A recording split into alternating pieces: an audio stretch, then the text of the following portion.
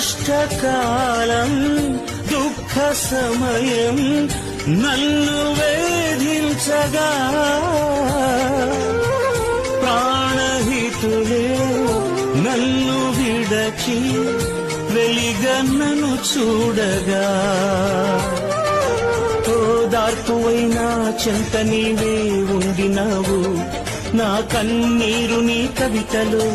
రాసి ఉంచినావు ఓదార్పువైనా చెంత నీవే ఉండినావు